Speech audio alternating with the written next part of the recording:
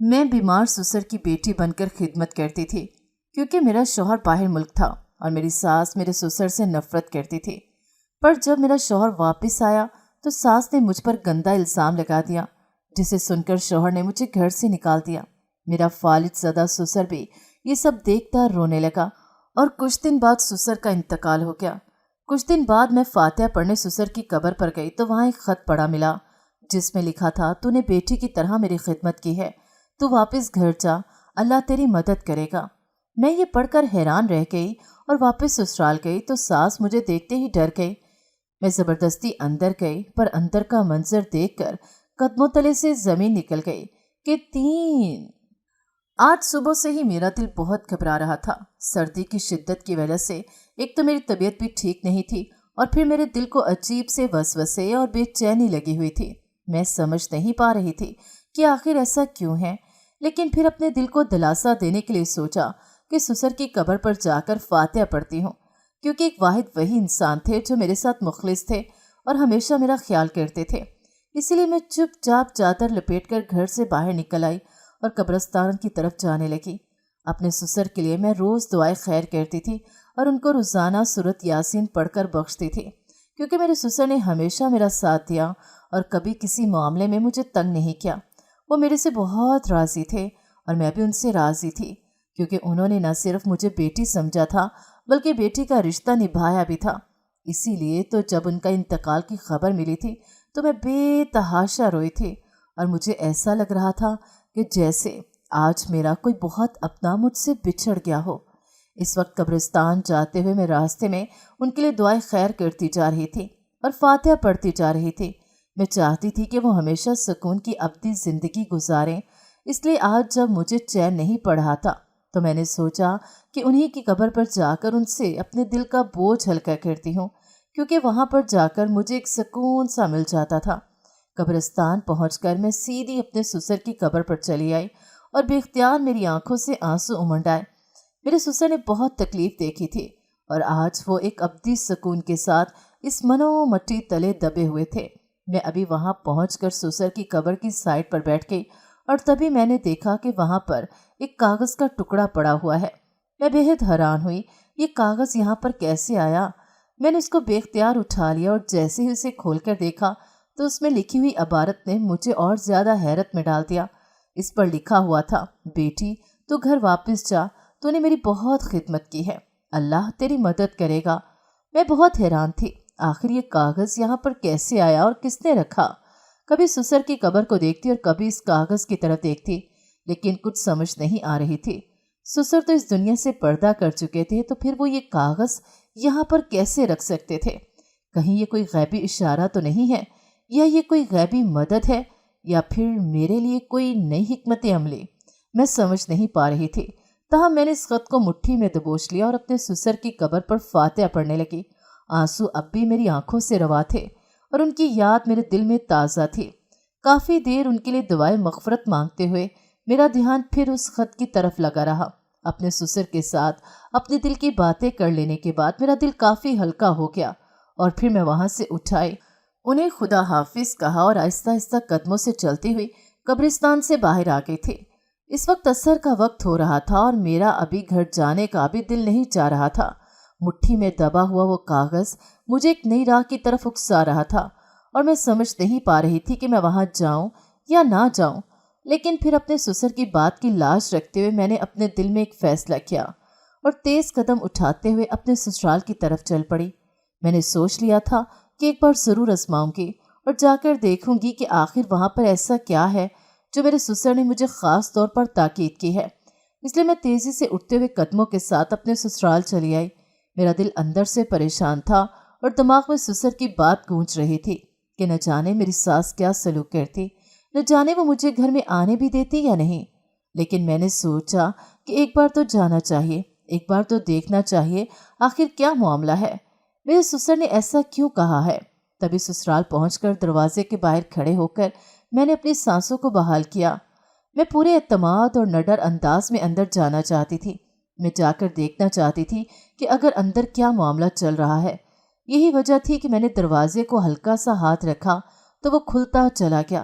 मेरे ससुराल में दरवाजे को अंदर से कुंडी लगाने का रवाज कम ही था। दरवाजा हमेशा खुला ही मिलता था।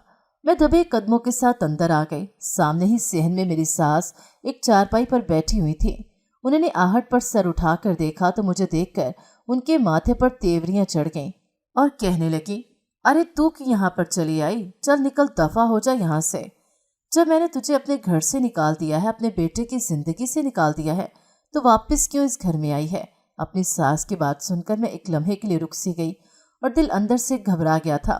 लेकिन फिर अपने अंदाज को पुरएतमाद करते हुए मैंने कहा, नहीं, मैं कुछ देर के लिए आई हूँ, मुझे अपने कमरे में जाना है, मेरा कुछ सामान यहाँ पर रह गया था। मैंने अपनी सास से बहाना बनाया, जबकि वो कहने लगी, नहीं, तुम अंदर नहीं जा सकती, निकलो फौरन यहाँ से, दफा हो जाओ, दोबारा कभी इस घर में कदम मत रखना। तेरी नहूसत की वजह से हमारे घर में बर्बादी छा गई है। मैं नहीं चाहती कि तू दोबारा इस घर में कदम रखे और मेरी जिंदगी खराब करे। मेरी सास का अंदाज कुछ डरा हुआ था। उनके चेहरे से घबराहट जाहिर हो रही थी, यूं जैसे वो मेरी आमद से परेशान हो गई हों और मुझसे खौफजदा हो गई हों। इसी वजह से वो मुझे अंदर भी जाने नहीं दे रही थी। लेकिन मैंने भी आज सोच लिया था कि एक बार अंदर जाकर ज़रूर देखूंगी कि आखिर अंदर चल क्या रहा है। आखिर क्या बात है जिसने मेरे ससुर को वो ख़त देने पर मजबूर कर दिया, और आखिर क्या मामला है जो मेरी सास को डरा रहा है। वरना वो तो बहुत नडर औरत थी और कभी अपनी ज़िंदगी में किसी के सामने झुकी नहीं, हमेशा हर बात बड़े बेबाक अंदाज में करती थी। फिर आखिर अब क्या हो गया है? इसीलिए ये सोचकर मैंने आगे की तरफ कदम बढ़ा दिया। मेरी सास तेज़ी से आगे बढ़ी, दोनों हाथ फैलाकर मेरे सामने खड़ी हो गई। कहने लगी, खबरदार, जो तूने एक कदम भी आगे बढ़ाया तो मैं तेरा सर यहीं पर फाड़ दूंगी। तो मुझे जानती नहीं, लेकिन मैंने भी अपनी सास को एक जोरदार धक्का दिया और कहा, अम्मा, आज तुम मुझे नहीं रोक सकोगी। अब जबकि मैं इस घर में नहीं रहती और ना ही इस घर की बहू हूँ, तो मैं अब नहीं रुकूंगी और ना ही तुम्हारी बात मानूंगी। मैंने जितनी तुम्हारी इज्जत करनी थी कर ली, जितना तुम्हारा लिहाज करना था कर लिया। अब मैं मजीद तुम्हारा लिहाज नहीं करूंगी, इसलिए पीछे हट जाओ मेरे रास्ते से, मेरे रास्ते में बिल्कुल मत आना। मैंने उंगली उठाकर अपनी सास को बड़े नडर अंदाज में वार्न किया कि मेरी सास फटी फटी निगाहों से मुझे देखती रह गई और फिर मैंने अपने कमरे की तरफ कदम बढ़ा दिए। मेरी सास ने उसी पे बस नहीं किया, वो मेरे पीछे पीछे चली आई। मैं जैसे ही कमरे में दाखिल हुई तो अंदर का मंजर देखकर मेरे हवासों पर एक बिजली तारी हो गई और मैं जहाँ की तहाँ खड़ी रह गई। मेरा नाम रामीन है और मैं एक शादीशुदा औरत हूँ। मेरे भाई ने मेरी शादी एक ऐसे शख्स के साथ की थी जो कि यहाँ पर एक मामूली सी मुलाजमत कर रहा था। भाई को चूंकि अपनी शादी करने की जल्दी थी, इसी वजह से उन्होंने मेरा रिश्ता बगैर किसी तहकीक के फौरन तय कर दिया और मैं चुपचाप भाई की मर्जी पर सर झुका गई, क्योंकि अब्बा का इंतकाल तो हमारे बचपन में ही हो गया था और अम्मा ने ही लोगों की सलाइयाँ कर करके हमें पाला था, लोगों के घरों के काम कर करके हमारी परवरिश की थी। और एक वक्त आया जब अम्मा भी बीमार रहने लगी थी। उन्हें दमे का मर्ज लाहक हो गया, जिसकी बदौलत हर वक्त उनकी तबीयत ख़राब रहती थी और आहिस्ता आहिस्ता करके वो दमा अंदर से अम्मा को दीमक की तरह चाट गया और अम्मा एक दिन खामोशी से इस दुनिया से रुखसत हो गई। अम्मा के जाने के बाद मैं और भाई ही घर में रह गए थे, क्योंकि मेरी बड़ी बहन की तो पहले से ही शादी हो चुकी थी। अम्मा ने अपनी ज़िंदगी में ही उसे अपने घर बार का कर दिया था और अब वो मेरी तरफ से फ़िक्रमंद थी। अम्मा ने तो बहुत कोशिश की कि किसी तरीके से वो मेरी शादी कर दे, लेकिन वक्त और हालात ने इस बात की इजाज़त नहीं दी और अम्मा यूं ही रुखसत हो गई। अम्मा का सदमा बहुत बड़ा था। मैं तो कितने ही दिन इस बात पर यकीन नहीं कर पा रही थी कि मेरी जान से प्यारी माँ इस दुनिया से रुखसत हो गई है। मैं हर वक्त अम्मा को याद करके रोती रहती थी। ये घर एकदम खाली हो गया था।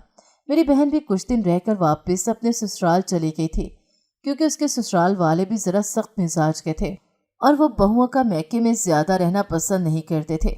भाई आजकल अपनी नौकरी में मसरूफ़ था और चूँकि उसकी नई नई नौकरी थी, इसी वजह से उसे ज़्यादा परेशानियाँ थीं और मैं सारा दिन इस खाली घर में बौखलाई हुई सी फिरती थी। इंटर के बाद मैंने आगे दाखिला नहीं लिया था, क्योंकि अम्मा बीमार थीं और उनकी तबीयत की वजह से मैं उन्हें यूं अकेला नहीं छोड़ सकती थी। यही वजह थी कि मैं घर में ही होती थी और अम्मा के साथ घर के कामों में हाथ बटाया करती थी। लेकिन अब उनके जाने के बाद यूं लगता था कि जैसे सारे काम ख़त्म हो गए हैं, जैसे मैं बिल्कुल अकेली पड़ गई हूँ और अब करने को कुछ भी बाकी नहीं रहा। तभी भाई ने इन्हीं दिनों में अपनी शादी का शोशा छोड़ दिया। मैं हैरत से उनका चेहरा देखती रह गई। अभी अम्मा को गए हुए 1 महीना भी नहीं हुआ था और भाई को अपनी शादी का ख्याल सताने लगा।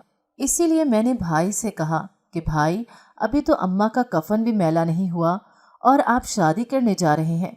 कुछ दिन तो सब्र कर लें, कुछ तो ख्याल करें। वो हमारी माँ थी जिसने हमें दिन रात मेहनत करके पाला पोसा, और आप इतनी जल्दी उनकी जुदाई का गम भुलाकर एक नई जिंदगी शुरू करने जा रहे हैं। जबकि भाई कहने लगा, मैं न सिर्फ खुद की शादी कर रहा हूँ बल्कि तुम्हारी भी कर रहा हूँ। इसकी वजह यह है कि मैं तुम्हारी जिम्मेदारी से बरिज़्ज़मा होना चाहता हूँ और अब अपनी नई जिंदगी की शुरुआत करना चाहता हूँ। अगर अम्मा जिंदा होती मैं तब भी यही करता। बेहतर है कि नेक काम में देर नहीं करनी चाहिए। भाई ने दो टोक अंदाज में कह दिया। मैं उनकी शक्ल देखती रह गई।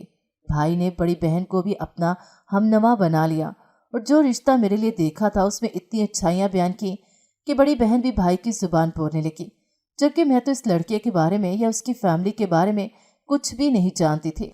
मुझे ये नहीं था कि मैं पहले लड़के से मिलूं, बल्कि सिर्फ इतना था कि कम से कम फैमिली पढ़ी लिखी हो और अच्छी हो, जिनके साथ मेरा मिजाज मेल खा जाए। ये ना हो कि बाद में मुझे किसी किस्म की तकलीफ बर्दाश्त करनी पड़े। लेकिन भाई ने शायद जल्दी में रिश्ता तय कर दिया और इस बारे में ज़्यादा तहकीक नहीं की। मैं रुखसत होकर कामरान के संग उसके घर चली आई। कामरान गो के एक मामूली मुलाजमत करता था और अपनी माँ का इकलौता बेटा था। मेरी 3 नंदे थीं। इन तीनों की शादियाँ हो चुकी थीं और वो तीनों अपने घर बार की थीं। कामरान की मामूली सी तनख्वाह थी और इसके अलावा मेरी सास घर पर ही रहकर कपड़ा बेचने का काम करती थी। कि उनके पास काफ़ी औरतें आया करती थीं। इस तरह घर का गुजारा चल रहा था। मेरे ससुर तो फालिज के मरीज थे और वो बिस्तर पर ही पड़े रहते थे। उन्हें तो कोई देखता और पूछता ही नहीं था। कामरान की महदूद सी तनख्वाह में गुजारा करना मेरे लिए बहुत मुश्किल होता था, लेकिन फिर भी मैं इस बात में खुश थी कि कामरान मेरे साथ अच्छा है और आज तक उसने कभी मुझसे सख्त लहजे में बात नहीं की। मेरी शादी को 1 महीना हो चुका था जब अचानक ही कामरान का वीज़ा आ गया। कामरान इस सिलसिले में काफ़ी अरसे से कोशिश कर रहा था और जब उसका अचानक वीज़ा आ गया तो वो बेइंतहा खुश था और मुझे कहने लगा, ये सब कुछ तुम्हारी बरकत की वजह से हुआ है। तुम इस घर में आई हो तो मेरे काम आसान होने लगे हैं। मैं काफ़ी अरसे से बाहर जाने की कोशिशों में था, लेकिन मुझे नहीं मालूम था कि जब मेरी शादी तुमसे होगी तब मेरा वीज़ा आएगा। अब मैं बेहद खुश हूँ, लेकिन मैं कामरान की खुशी में तो खुश थी, लेकिन उसके जाने को सुनकर मैं उदास हो गई थी और मुझे इस बात की परेशानी लगी थी कि अब मैं अकेली यहाँ पर क्या करूँगी। बीमार ससुर और सास के मिजाज नहीं मिलते तो आखिर इन दोनों के बीच में क्या करती रहूँगी। मैंने कामरान से कहा भी कि आप बाहर ना जाएं, यहीं पर रहकर कोई काम कर लें, मेरा दिल नहीं लगेगा। लेकिन कामरान नहीं माना और कहने लगा कि मुझे 2-4 साल मुल्क से बाहर लगाने ही पड़ेंगे, क्योंकि यहाँ पर रहकर कोई मुस्तकबिल नहीं है और जितनी मुझे तनख्वाह मिलती है उससे ज़्यादा तो अखराजात हैं। इसलिए मैंने ये कदम उठाया था ताकि हमारी आने वाली नस्ल को भी आसानी हो जाए। कामरान का कहना भी ठीक था, क्योंकि यहाँ पर कोई मुस्तकबिल नहीं था। कामरान इतनी मेहनत करता था, 12 घंटे की ड्यूटी करके घर वापस आता था, लेकिन फिर भी इतनी तनख्वाह नहीं थी। अगर मेरी सास कपड़े बेचने का काम न करती तो शायद घर का गुजारा करना मुश्किल हो जाता।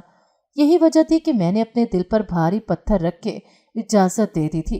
कामरान का वीज़ा आने की देर थी कि उसने फ़ौरन अपनी तैयारियां तेज़ कर दी और चंद ही दिनों में तैयारी करके मुझे भीगी आंखों समेत छोड़कर सऊदी अरब चला गया। कामरान के जाने के बाद मैं बहुत उदास उदास रहती थी और घर में मेरा दिल ही नहीं लगता था। मेरी सास बहाने बहाने से मुझे टोकती और कहती कि वो सिर्फ घर से चला गया है, वो कोई मरा नहीं। तुम तो न जाने क्यों हर वक्त आंसू बहाती रहती हो। इसके लिए दुआ करो, इसके रिस्क की कुशादगी के लिए अल्लाह ताला से फरियाद करो और यकीनन वो तुम्हारी दुआ सुनेगा। तुम इसकी बीवी हो। मैं अपनी सास की बात सुनती तो सर हिला देती। वो सच कह रही थी, लेकिन मैं क्या करती। कामरान की जुदाई मेरे ऊपर बहुत भारी गुजर रही थी और मेरा दिल इस जुदाई को कबूल करने के लिए तैयार नहीं था। यही वजह थी कि मुझे वापस ज़िंदगी की तरफ लौटते हुए काफ़ी दिन लग गए थे। भाई और भाभी भी तो अपनी ज़िंदगी में मगन थे और आजकल वो वैसे भी शुमाली इलाका जात की सैर के लिए निकले हुए थे। अगर वो यहाँ पर होते तो शायद मैं 1-2 दिन के लिए घर चली जाती तो मेरा दिल बहल जाता, लेकिन वो भी यहाँ पर नहीं थे। इसलिए मजबूरन मैंने अपने ही घर में दिल लगाया। मेरे ससुर जो हर वक्त बिस्तर पर पड़े रहते थे और मेरी सास उनकी खबरगिरी करना ही भूल जाती थी, उन्हें खाना खिलाना या दुआ देना भूल जाती थी। मैंने अपनी तवज्जो अपने ससुर की तरफ कर ली। मैं जब उन्हें इस तरह बेबसी के आले में पड़ा हुआ देखती तो मेरे दिल को कुछ होने लगता। आहिस्ता आहिस्ता करके मैंने अपने ससुर की जिम्मेदारियां उठाना शुरू कर दी। उन्हें वक्त पर दुआ देना, उन्हें खाना खिलाना, उनका मुंह साफ करना, हाथ मुंह धुलाना और उनके दीगर छोटे मोटे काम मैं सरअंजाम देने लगी थी। मेरे ससुर ने जब मेरी तवज्जो अपनी तरफ देखी तब उनकी भी तबीयत बेहतर होने लगी थी और वो मेरी आमद पर मुस्कुराहट से मेरा इस्तकबाल करते। फालिद ज़दा थे, कुछ बोल नहीं पाते थे, बस मुस्कुरा कर ही अपने जज्बात का इजहार कर रहे थे। और मैं जब उन्हें इस तरह मुस्कुराते हुए देखती तो फिर उनसे इधर उधर की बातें करने लगती। मेरी बातें वो बड़ी तवज्जो और गौर से सुनते और मुझे यूं लगता कि जैसे मुझे जवाब भी दे रहे हों। मैं काफ़ी देर तक उनके पास बैठकर बातें करती, अपने दिल का बोझ हल्का करती, कामरान की याद उनके सहारे भुलाने की कोशिश करती। अब मेरे ससुर की सेहत भी पहले से बेहतर हो गई थी। उन्हें वक्त पर खाना मिलता और वक्त पर दुआ मिलने लगी थी। यही वजह थी कि वो पहले से काफ़ी बेहतर नजर आ रहे थे, लेकिन अभी तक वो बिस्तर पर ही पड़े हुए थे और इनकी हालत में कोई बेहतरी नजर नहीं आई थी। कामरान को गए हुए 6 माह हो गए थे। मैं बेहद उदास थी। मेरे पास अभी करने के लिए भी कुछ नहीं था और वैसे भी मैं घर के कामकाज करती रहती और उसी तरह अपना वक्त गुजार रही थी। कामरान के साथ अक्सर कॉल पर या वीडियो कॉल पर बात हो जाती तो कुछ तसल्ली हो जाती थी। भाई और भाभी तो मुझे जैसे बिल्कुल ही भूल गए थे। ना तो वो मेरे घर आते और ना ही मुझे खुशी गमी पे याद करते। ईद त्यौहार भी मैं उनकी राह तकती रहती, लेकिन कोई भी वहाँ से नहीं आता था। ऐसे में मेरा दिल मुरझा कर रह जाता। मेरी बड़ी बहन ने भी शादी के बाद जैसे मेरी खबर नहीं ली, उसने भी जैसे मुझे अपने सर पर बोझ समझा था और ऐसे में मुझे अम्मा बेहद याद आते। कामरान को गए हुए साल हो गया था और अब उससे 1 महीने की छुट्टी होने वाली थी और उसने पाकिस्तान आना था। मैं इन दोनों बेहद मसरूर थी और अपना बेहद ख्याल रखने लगी। मैं कामरान की आमद के दिन गिन गिन कर गुजार रही थी और मेरी सास ने जब मेरी ये खुशी देखी तो जैसे उनसे हजम नहीं हुई और कहने लगी, अरे तू तो ऐसे बावली हुए जा रही है जैसे कि नई नवेली दुल्हन हो। अरे उसे गए हुए सिर्फ 1 साल ही तो हुआ है। मेरी सास ने मुझे टोक दिया, जबकि मैं अपनी खुशी में मगन उनके अंदाज की तलखी और काट को महसूस ही नहीं कर पाई, क्योंकि मैं अपनी खुशी में मगन थी। कामरान पाकिस्तान आ चुका था और मुझे तो जैसे नई जिंदगी मिल गई हो। कामरान को आए हुए भी 1 दिन ही हुआ था जब अगले दिन मेरी सास ने कामरान को अपने कमरे में बुलाकर उसके साथ काफ़ी देर बातचीत की। मुझे नहीं मालूम कि इन दोनों के बीच क्या बात हुई, लेकिन कामरान का मूड सख्त खराब था और वो कहने लगा कि मैं सोच भी नहीं सकता था कि मेरे पीछे तुम इतनी गिरी हुई हरकतें करोगी। तुम्हारे बारे में सुन सुनकर मुझे अपने आप से शर्मिंदगी महसूस हो रही है। कामरान की बात सुनकर मैं हैरत से हक्का बक्का रह गई और तभी उससे पूछा कि आखिर ऐसी क्या बात है, मैंने क्या किया है। जबकि वो कहने लगा कि तुम मेरे बाप के साथ ही रंगरलियां मनाती फिर रही हो। तुमने ज़रा भी अपना और इनके रिश्ते का लिहाज नहीं किया। तुम्हें ज़रा भी शर्म है कि वो मेरा बाप है और तुम उसी के साथ ही मेरी पीठ पीछे अपना वक्त रंगीन कर रही हो। कामरान की इतनी गिरी हुई बात सुनकर मेरा तो मुंह हैरत और सदमे के मारे खुला रह गया। मैं सोच भी नहीं सकती थी कि कामरान इतनी घटिया बात करेगा, वो इतने बुरे अंदाज में मेरे साथ पेश आएगा। मैं चुपचाप उसकी शक्ल देखती रह गई। तभी वो कहने लगा, अब अपनी सफाई में तुम्हारे पास कहने के लिए कुछ है भी नहीं। तुम तो यही सोचती रही हो कि ना कि तुम्हारे किरदार का ये हल्कापन कभी मेरे सामने नहीं आएगा, लेकिन देख लो मुझे सब पता चल गया है और अब मैं तुम्हें अपनी ज़िंदगी में एक लम्हे के लिए भी बर्दाश्त नहीं करूँगा। मेरे घर से निकल जाओ और दोबारा कभी मुझे अपनी शक्ल मत दिखाना। कामरान ने गुस्से में मुझे हाथ से पकड़कर घर से बाहर निकालना शुरू किया तो मैं जैसे एकदम होश में आई और दबे दबे अल्फाज में कामरान से कहा कि ऐसा कुछ नहीं है। तुम्हें आखिर ये सब किसने कहा? ये सब गलत है। मैं तो तुम्हारे वालिद को अपना वालिद समझती हूँ और हमेशा उनकी खिदमत करती हूँ। वो मफलूज हैं तो बस मैं उनकी खिदमत करके अपने लिए सवाब कमाना चाहती हूँ। अब्बा जी आप ही बताएं, क्या कामरान जो कह रहे हैं वो दुरुस्त है? क्या मैं ऐसी हूँ? मैं बेसाख्ता अपने ससुर के कमरे की तरफ बढ़ी। वो भी बेचारे नम आंखों से रो रहे थे और कुछ कहने की कोशिश कर रहे थे, लेकिन उनकी आँख से कुछ समझ नहीं आ रहा था। जबकि कामरान कहने लगा, अब मेरे सामने ये ड्रामा करने की कोई ज़रूरत नहीं। तुम्हें अच्छी तरह मालूम है कि अब्बा बोल नहीं सकते, लेकिन फिर भी अपनी गवाही के लिए उन्हें कह रही हो। अगर वो बोल भी रहे होते तो कौन सा वो मेरे हक में गवाही देते? वो तो यही कहते ना कि तुम ऐसी नहीं हो, क्योंकि उन्होंने भी तो तुम्हारे साथ अपना वक्त रंगीन किया है, तो फिर वो कैसे तुम्हारे खिलाफ गवाही दे सकते थे? अब निकलो यहाँ से और दोबारा कभी मुझे अपनी शक्ल मत दिखाना। मैं कभी तुम्हें अपनी ज़िंदगी में और अपनी नज़रों के सामने बर्दाश्त नहीं करूँगा। अम्मा चुपचाप एक कोने में खड़ी थी। जबकि मैं कामरान को सच्चाई बताने की कोशिश कर रही थी। लेकिन कामरान ने मेरी एक नहीं सुनी। मैं बेख्तियार अम्मा की तरफ बढ़ी।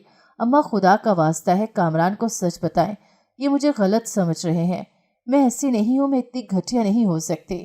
मैंने रोते हुए अम्मा से कहा तो कामरान कहने लगा, अरे अम्मा क्या बताएंगी, अम्मा ने ही तो मुझे सब कुछ बताया है, इन्हीं की जुबानी सुनकर मैं आ रहा हूँ। इन्हीं से तो मुझे पता चला कि तुमने मेरी पीठ पीछे कैसा वार किया है।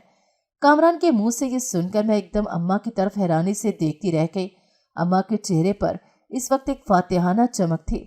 मुझे समझ नहीं आई कि आखिर अम्मा ने मेरे साथ ऐसा क्यों किया है। आखिर वो क्यों मेरी इतनी दुश्मन बन गई कि उन्होंने मुझे कामरान के हाथों जलील करके घर से ही निकलवा दिया।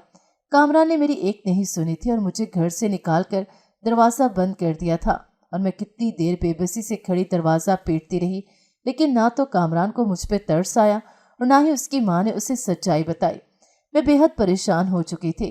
मुझे समझ नहीं आ रही थी कि किस तरह कामरान के सामने अपनी सच्चाई बयान करूं, किस तरह उसे अपने किरदार की गवाही दूं, मैं कैसे उसके दिल को साफ करूं। लेकिन मैं नहीं जानती थी कि ये बात लंबा अरसा तक चलेगी। मेरे पास और कोई चारा नहीं था कि मैं भाई के घर पर आ जाती। मैं अपने ससुराल वाले घर से पैदल ही भाई की तरफ चली आई। भाई ने जो यूं मुझे इस हालत में देखा तो जैसे वो समझ गया। जबकि भाभी कहने लगी, लगता है लड़ कर आई हो, इसलिए इस हाल में यहाँ तक पहुंची हो। भाभी की बात सुनकर मैं खामोश हो गई। ताहम मेरी आंखों से आंसू बहने लगे और मैंने भाई को सारी बात बता दी, जिसे जानकर वो भी कहने लगा, ये तो कामरान ने बहुत गलत किया, तुम फिक्र मत करो, वो खुद ही तुमसे राब्ता करेगा, तुम तब तक आराम से यहाँ पर रहो। भाई ने तो मुझे रहने की इजाज़त दे दी, लेकिन भाभी के तेवर बहुत ख़राब थे और वो अपना मूड ख़राब किए हुए बैठी थी और दबे लफ्ज़ों में भाई से कहने लगी, अरे ब्याही बहन को कौन घर में बिठाता है, आप अभी जाएं इसके साथ और जाकर इसे छोड़ कर आएँ, ये इसके ससुराल का मामला है, वहीं पर निपटाए। जबकि भाई कहने लगे, अरे अब मैं कैसे जा सकता हूँ, अभी तो दफ्तर से थका हारा वापस आया हूँ, कल की कल देखेंगे, अभी मुझे आराम करने दो। भाई ये कहकर अपने कमरे में चले गए, जबकि भाभी मुझे कड़े तेवरों से घूरती रही।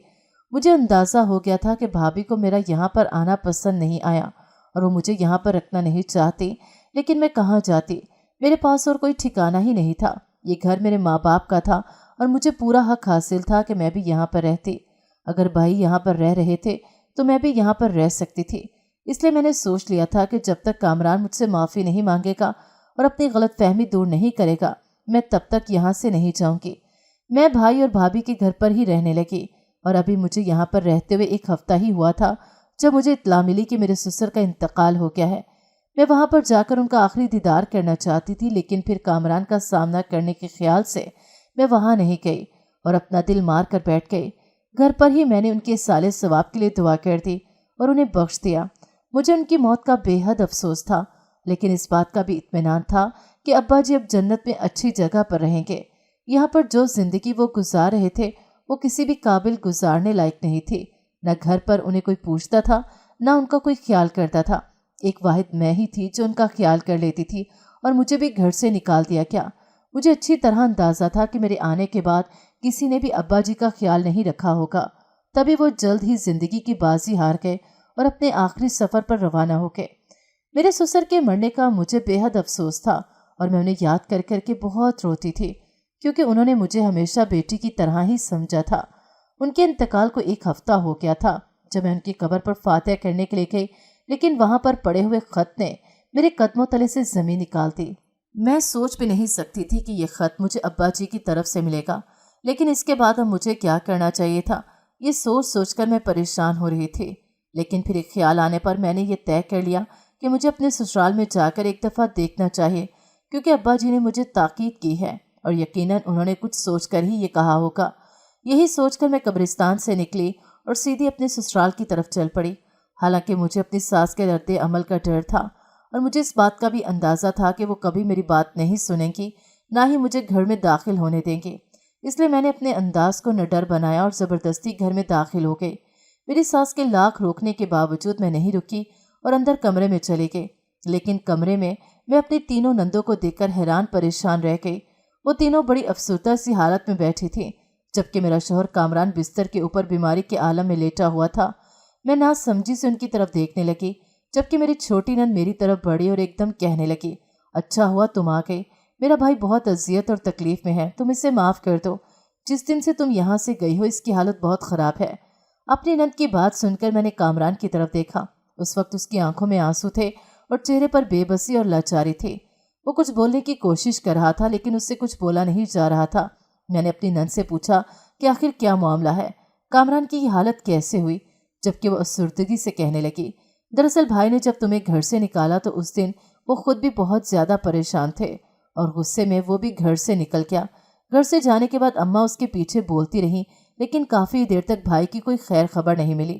نہ جانے وہ کہاں گیا تھا، کدھر گیا تھا، اور پھر 3 دن تک ہم مختلف ہسپتالوں میں، تھانوں میں جگہ جگہ سے بھائی کا پتہ کرتے رہے اور پھر ایک جگہ سے پتہ چلا کہ ایکسیڈنٹ میں ایک مریض لایا گیا ہے جس کا کوئی والی وارث ابھی تک نہیں آیا۔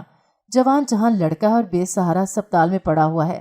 ہمیں جب یہ خبر ملی تو ہم بھی فوراً وہاں پر پہنچے۔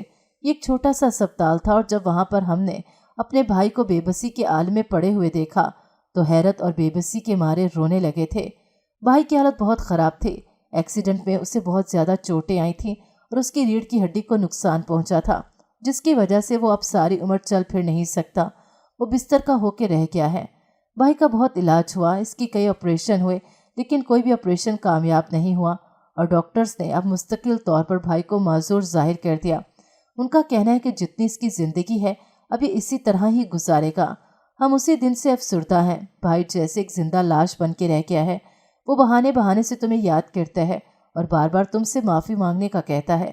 اماں کو بھی ایک بہت بڑا سبق مل چکا ہے۔ انہوں نے تمہارے اوپر تہمت لگائی تھی، تمہیں ذلیل اور رسوا کر کے اس گھر سے نکالا تھا، اپنے مفلوج شوہر کا بھی خیال نہیں کیا تھا۔ انہیں بھی اس بات کا شدت سے ادراک ہو چکا ہے کہ انہوں نے تمہارے ساتھ زیادتی کی جس کی اللہ نے انہیں سزا دی ہے۔ اپنی نند کی بات سن کر میرے اندر تو جیسے سناٹے اتر آئے تھے۔ میں سوچ بھی نہیں سکتی تھی کہ اللہ میرے ساتھ انصاف کا معاملہ فرمائے گا اور یوں مجھے رسوا ہونے سے بچا لے گا۔ اللہ نے دنیا میں ہی لوگوں کا حساب کر دیا تھا جنہوں نے میرے ساتھ زیادتی کی تھی اور مجھے رسوا کیا تھا۔ تاہم کامران کی حالت دیکھ کر مجھے بے حد افسوس ہو رہا تھا۔ میں نے تو اسے ہمیشہ چلتے پھرتے دیکھا تھا اور اب جب وہ بستر پر آن پڑا تھا تو میرے دل کو کچھ ہو رہا تھا لیکن میں اس کے لیے کچھ بھی نہیں کر سکتی تھی۔ کامران کی آنکھوں میں شرمندگی تھی اور وہ جیسے مجھ سے معافی مانگ رہا تھا لیکن میرا دل نہیں چاہ رہا تھا کہ میں اس سے کوئی بات کروں، اس لیے چپ چاپ واپس مڑ گئی۔ جبکہ میری نند کہنے لگی، رامین کامران کو معاف کر دو، کامران اب بہت شرمندہ ہے اور اس نے تمہارے ساتھ جو بھی سلوک کیا اس کے اوپر اسے پچھتاوا ہے، تم ایک بار اسے معاف کر دو اور گھر واپس لوٹ آؤ۔ اپنی نند کی بات سن کر میں تڑپ کر مڑی اور کہا، اب میں کیوں واپس آ جاؤں؟ جب آپ کا بھائی بستر پر پڑا ہوا ہے اور اسے ایک ملازمہ کی ضرورت ہے تو کیا میں واپس آ جاؤں؟ نہیں، ہرگز نہیں۔ کامران اس وقت کہاں تھا جب اس نے میری بات کا اعتبار نہیں کیا؟ کہاں اس کی محبت تھی؟ وہ اپنی ماں پر یقین کر کے مجھے اپنی زندگی سے نکال چکا ہے اور اب میں واپس آنے والی نہیں۔ ہاں اتنا ضرور ہے کہ میں شاید وقت کے ساتھ اسے معاف کر دوں، لیکن ابھی تو میں اپنے اندر نہ تو اتنی ہمت پا رہی ہوں اور نہ ہی اتنا حوصلہ، اس لیے ابھی آپ مجھے اس بات کے لیے اصرار مت کریں۔ میں یہ کہہ کر جانے ہی والی تھی تبھی میری نند بولی، تو پھر تم یہاں پر کیا کرنے آئی تھی؟ اس کی بات سن کر میں بے ساختہ مڑی اور آہستہ سے مسکرا دی اور کہا، ایک مہربان شخص نے مجھے کہا تھا کہ گھر جانا اور دیکھ کر آنا، میں اسی لیے اس کی بات مان کر یہاں پر چلی آئی تھی اور آج اپنی آنکھوں سے اللہ کا مقافات عمل دیکھ لیا۔ شاید وہ مہربان شخص مجھے یہی دکھانا چاہتا تھا، اس لیے مجھے گھر بھیجا اور اب اپنی آنکھوں سے دیکھ کر میرے دل کو کچھ سکون ہو گیا ہے کہ اللہ نے میری بے گناہی اور پاک دامنی کا ثبوت خود آپ سب کو دے دیا۔ میں اب یہاں پر نہیں رہ سکتی۔ کامران کی جو بھی حالت ہے یہ سب اس کے اپنے اعمال کا نتیجہ ہے یا پھر اس کی ماں کی غلطیوں کا، اس لیے مجھے تو آپ معاف ہی رکھیں، میں یہاں سے جا رہی ہوں۔ یہ کہہ کر میں وہاں سے نکل آئی تھی۔ میری ساس ابھی تک صحن میں ہی کھڑی تھی، ان کے چہرے پر بھی شرمندگی تھی اور آنکھوں میں آنسو تھے، لیکن میں نے چند لمحے رک کر اس عورت کو دیکھا جو کل تک بہت زیادہ روب اور غرور کے ساتھ پھرتی تھی۔ اب جب اسے اس طرح دیکھا تو اللہ سے معافی مانگتی ہوئی میں گھر سے نکل آئی تھی۔ دل ہی دل میں سوچا کہ میرے سسر نے نہ جانے یہ اچھا یا برا کیا، لیکن پھر بھی میں آج اپنی آنکھوں سے کامران کو اس حالت میں دیکھ کر بے انتہا پریشان ہو گئی تھی۔ میں کبھی تصور بھی نہیں کر سکتی تھی کہ کامران اس طرح بستر پر پڑ جائے گا۔ اب مجھے اندازہ ہو گیا تھا کہ میری ساس کے لیے اس کا وجود بھاری ہے اور تبھی تو میری نندیں مجھے واپس آنے کے لیے اصرار کر رہی تھیں، لیکن میں نے اب سوچ لیا تھا کہ میں اپنی زندگی کی شروعات نئے طریقے سے کروں گی۔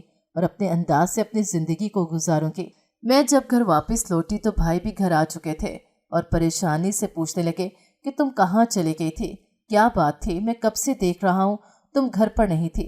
भाई के पूछने पर मैंने उन्हें सारी बात बता दी और उन्हें कहा कि भाई अब मैं वापस नहीं जाना चाहती। शायद पहले तो गुंजाइश बन जाती अगर कामरान मुझसे अपने होशो हवास में माफ़ी मांगता और उसे अपनी गलती का एहसास होता, लेकिन चूंकि जब अल्लाह ने उसे अपने अताब का निशाना बनाया है और उसे उसकी गलतियों की सज़ा दी है तो तब उसे इस बात का इदराक हुआ कि उसने मेरे साथ ज़्यादती की। तो मैं अब उसके साथ यूँ वापस नहीं जाना चाहती। मैं नहीं चाहती कि मेरी ज़िंदगी एक ऐसे अमल से शुरू हो जो मैं करना ही नहीं चाहती। मैं अब कामरान के साथ ज़िंदगी नहीं गुजार सकती। भाई ने भी मेरे फैसले की तायीद की थी और कहा था कि तुम जैसे मुनासिब समझो कर लो, और फिर मैंने ऐसे ही किया था। मैंने भाई से दरख्वास्त की थी कि ऊपर वाले पोर्शन में जो 2 कमरे हैं वो मुझे दे दें और मैं वहाँ पर बच्चों को पढ़ाना चाहती हूँ, ताकि अपने लिए एक तो मसरूफियत ढूंढ लूँ और दूसरा अपने लिए रिस्क का बंदोबस्त कर लूँ। भाई ने हालांकि मुझे मना भी किया और कहने लगे कि तुम्हें कमाने की ज़रूरत नहीं, तुम मेरी जिम्मेदारी हो। लेकिन फिर मेरे इसरार के आगे वो मान गए, क्योंकि मैं इस तरह मसरूफ़ रहकर खुद को बहलाना चाहती थी। मैं अपनी ज़िंदगी की तलखियों को भूल जाना चाहती थी। कामरान ने जो कुछ मेरे साथ किया, मुझे जितनी अजियत दी, जितने मेरे ऊपर इल्ज़ाम लगाए, वो सब कुछ भुला देना चाहती थी। अगले चंद दिन मेरे लिए बहुत ज़्यादा मसरूफ़ गुजरे थे। मैंने ऊपर वाले पोर्शन को सेट करके वहाँ पर बच्चों को ट्यूशन पढ़ाना शुरू कर दिया। मोहल्ले के बच्चे मेरे पास ट्यूशन के लिए आने लगे। एक माकूल फ़ीस उनसे तय कर ली गई और मेरे 2-3 घंटे बहुत मसरूफ़ अंदाज में गुजरते थे। मैं अब काफ़ी हद तक बहल गई थी और काफ़ी हद तक मसरूफ़ हो गई थी। गुज़श्ता ज़िंदगी की तलखियाँ मेरे अंदर डेरा जमा कर बैठी थी और जब कभी मुझे उनका ख्याल आता तो मेरी आंखें भीग जाती थीं। आखिर मेरे साथ ही ऐसा क्यों हुआ? मैं कम उम्र थी, नादान थी और मैंने तो घर बसाए रखने में कोई कसर नहीं छोड़ी थी। लेकिन कामरा ने इस बात को नहीं समझा और उल्टा मुझ पर इल्ज़ाम लगाकर उसने मुझे घर से निकाल दिया। शायद अगर कामरान वतन वापस ना आता और अपनी माँ की बातों में ना आता तो आज हालात मुख्तलिफ होते। मैंने अभी सोचा नहीं था कि मुझे अपनी आने वाली ज़िंदगी में क्या करना है। क्या मुझे दोबारा घर बसा लेना चाहिए या फिर इसी तरह रहकर अपनी ज़िंदगी गुजारनी चाहिए? शायद कभी मैं इन तलखियों को भुला दूँ और अपने लिए कोई जीवन साथी ढूंढ लूँ। लेकिन अभी तो मैंने ऐसा कुछ भी नहीं सोचा। अभी मैं इस ज़िंदगी से खुश और मुतमईन हूँ। हालांकि भाभी का रवैया ख़राब होता है और वो मुझसे नाराज़ रहती हैं, लेकिन भाभी के रवैये को मैं नज़रअंदाज कर देती हूँ और इस बात को भुला देती हूँ कि भाभी मेरे साथ गलत रवैया इख्तियार किए हुए हैं। ना ही भाई को कभी शिकायत लगाती हूँ, क्योंकि भाई मेरे साथ ठीक चल रहा है और उसे मेरे साथ की गई ज़्यादती का बखूबी एहसास है। क्योंकि अगर भाई ने उस वक्त इस रिश्ते के मामले में पूरी तरह तहकीक कर ली होती तो शायद आज हालात मुख्तलिफ होते और मैं बिल्कुल अपने घर में आबाद होती और एक खुशो खुरम ज़िंदगी गुजार रही होती। लेकिन मेरी किस्मत में ये सब कुछ लिखा हुआ था और मैंने सब कुछ भुला दिया था और अपने आप को बहला कर अपनी अमली ज़िंदगी में कदम रख दिया था।